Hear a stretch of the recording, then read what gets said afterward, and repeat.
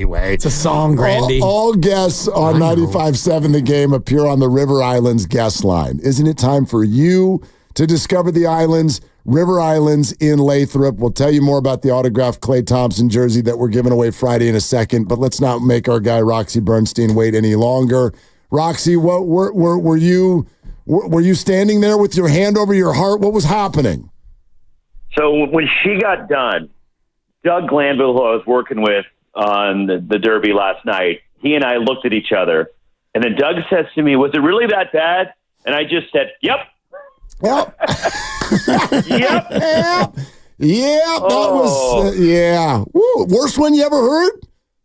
It's right up there. Dibs is right. The Carl Lewis one when he screwed it up and forgot the words. On his voice. And how do we know? How do we know last night wasn't on purpose? Right? Maybe we don't. Because now everybody knows who she is. Good point. I didn't know who she was before last night. Yeah, it's a great point. So now she's trending, and sometimes, what's the old expression? There's no such thing as bad publicity.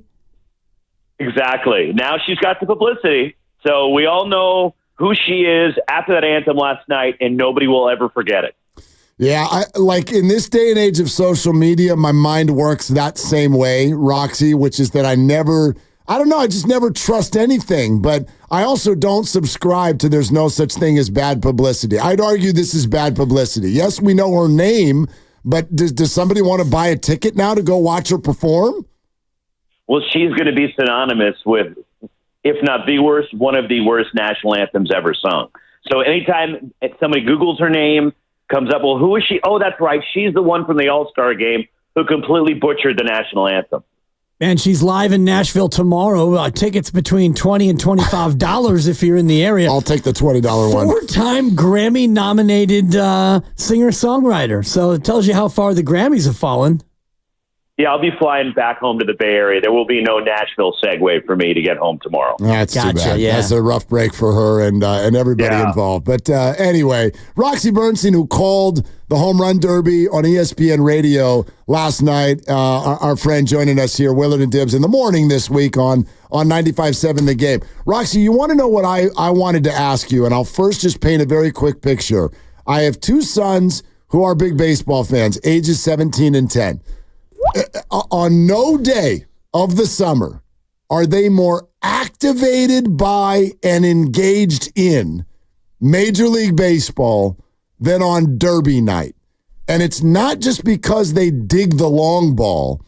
It's because, and I wonder how many of our listeners know this, all of the connections that are made from the Derby to MLB The Show on Xbox and all of the gamer things that happen in the Home Run Derby. How do we capture a little bit of that and make it a little bit more of the everyday part of Major League Baseball? That's a really good question, Mark. And I don't know the answer to that because last night, you're right, we had the drama in the Home Run Derby. It came down to the final pitch of the Derby with Bobby Witt Jr., the local kid here from, he went to high school 15 minutes away from the ballpark and grew up with his dad playing for the Rangers. And it really captivated the landscape. And it was for Teoscar Hernandez against Bobby Witt Jr. Could you imagine if we had a Home Run Derby final that Aaron Judge was in or some of the elite players? Look, Bobby Witt Jr. is probably going to be a superstar for years to come.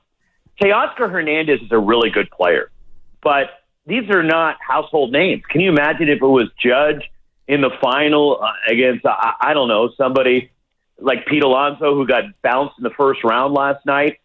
That's a way that you could even celebrate the Home Run Derby even more, but we still had a thrilling night. Can it carry over? The only carryover I could possibly see, Mark, is some of these young stars like Gunnar Henderson, who was in the Derby last night from the Orioles, and Witt, that America fully embraces them and gets energized by these young stars in the game because there's plenty of young stars in baseball right now. Is that one of the only drawbacks, though, Roxy, is the fact that you were naming Aaron Judge and Shohei Ohtani as a slugger who wasn't there, and there are other big-time home run hitters who don't participate? Isn't this mirroring the problem with the NBA dunk contest, that the big names just won't do the contest? And I'm not sure why they won't do it, Dibs. That's the thing is, all right, does Aaron Judge want to screw up his swing, or does Shohei Ohtani does he fatigue and really wear himself out from an event like that? Then maybe you change the format. Do something to make it attractive to those players to put them in. And it's funny, I was talking to Eduardo Perez yesterday, and he and I were talking about just the format of the Home Run Derby. And Eduardo had a really good suggestion as far as, okay, the 8 entrants go in, but then they can have a tag team partner. So they don't have to, for example, do the full competition because it's exhausting for the 3 minutes to do it. And I watched, for example, I did the Braves and Padres on Saturday down in San Diego, and Marcell Ozuna did a practice round to get ready for the Derby.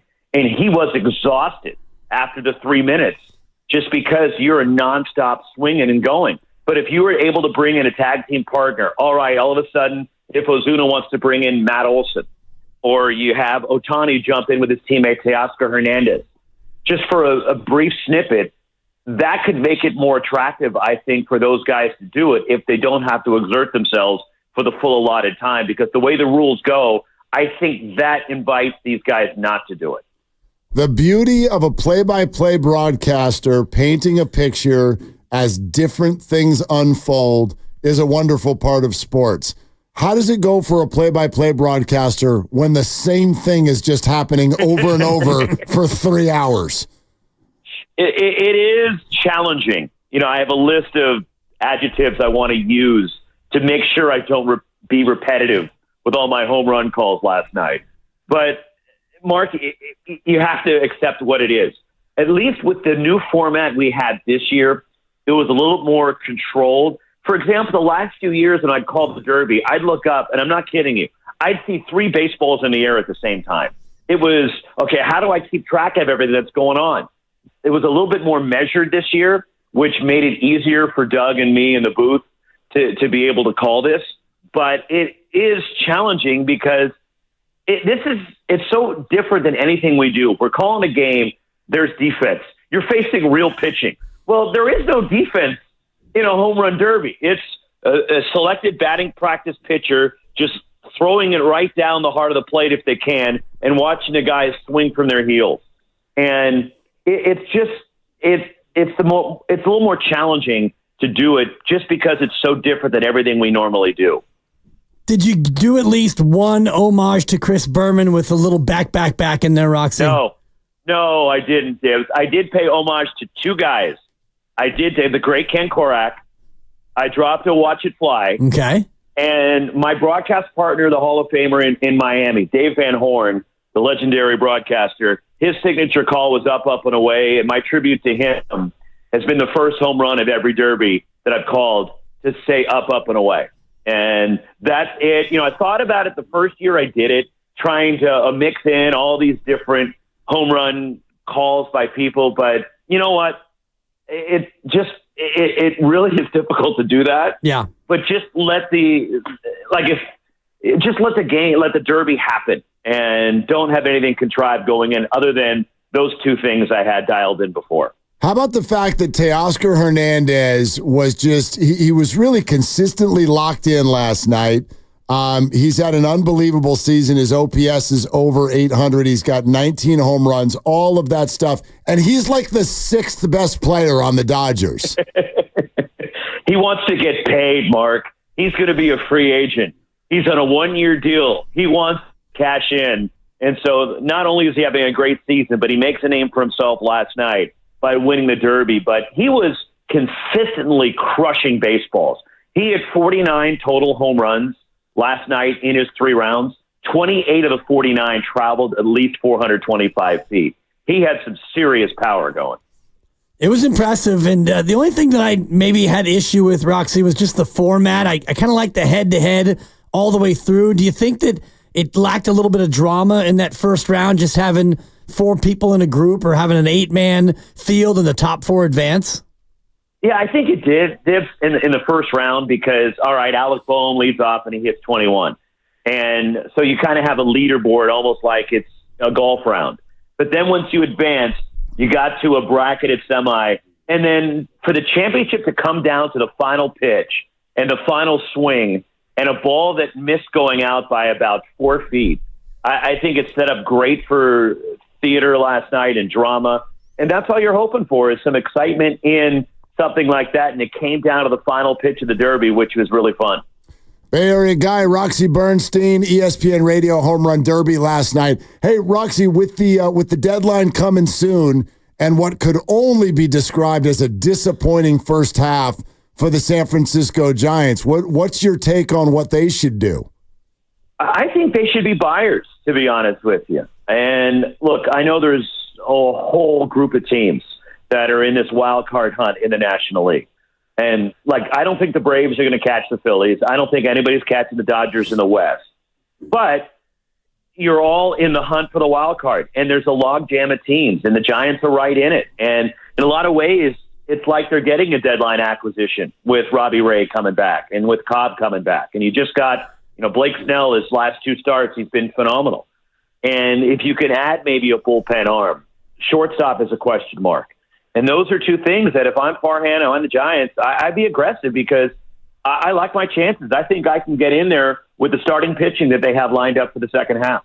Mark talks a lot about Bo Bichette as a possible shortstop target. Do you think that Toronto is going to be in a seller state? I think they potentially are, Dan, and this has been a disappointing year for the Blue Jays. And this was a team that thought they were going to contend. And in the stacked AL East, when you look at the Baltimore Orioles now, are going to be set up for a long time. Of course, the Yankees. And Toronto, you thought would be right there as well, but it hasn't worked out. And I think there's the potential for that. And would they be quick to move on from these guys?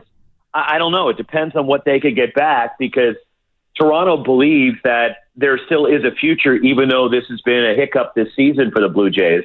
So if they're going to contend in 2025, you would think that Bichette, Guerrero, and those guys would be right in the thick of things. Hey, are you? I know you're not calling the game tonight. You going to the game tonight?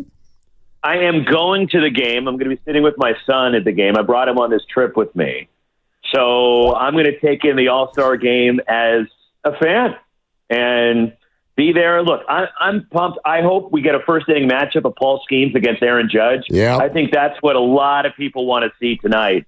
And Juan Soto promised last night. He said, I'm going to make sure that Aaron Judge has that at bat against Skeens in the first inning. Ooh. Nice. Make sure he gets on base and makes that happen. Exactly. Anybody else that you might have rubbed elbows with or bumped into, Roxy? Any names you want to drop on your way out? You're just waiting, Dibs, aren't you? Well, it's funny, Roxy, because it's become a station culture thing that anytime anybody brags, a caller, or anybody drops any name, we play the whoop. And I tell these people it all started when you and I were doing a show about 7 lifetimes ago. So I thought this would be a good time for the Alan Roxy Bernstein name drop of the day. Are you enjoying the 3 a.m. wake-up calls right now for this little while? Only half as much as I'm loving the 10:05 walk out the door.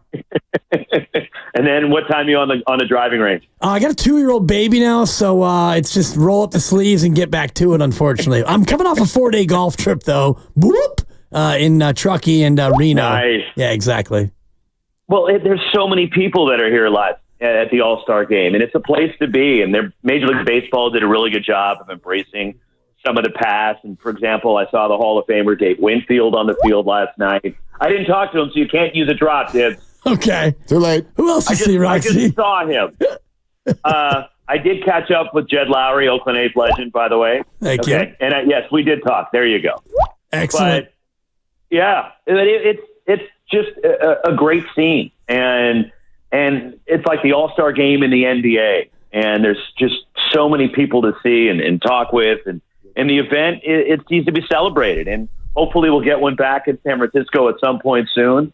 I know we're getting the NBA All-Star game coming up, but it really is a great event to celebrate the game. And I think baseball right now is in a really good spot, considering all the great young talent that has jumped into the game. Well, I tell you what, Roxy, when I get home at 10:30 today, I'm going to wake my kids up, and you know what I'm going to say? I'm going to be like, kids, you know who I spoke to today? I spoke to Roxy Bernstein. Yeah, there you go. Oh, yeah. Double drip. And Mark, and he was a classmate of your aunt in high school. Yes, yeah, exactly. They'll be like, huh? Yeah, that'll really excite them. It's crazy. Good to talk to you, my friend. Thank you for doing it. You got it.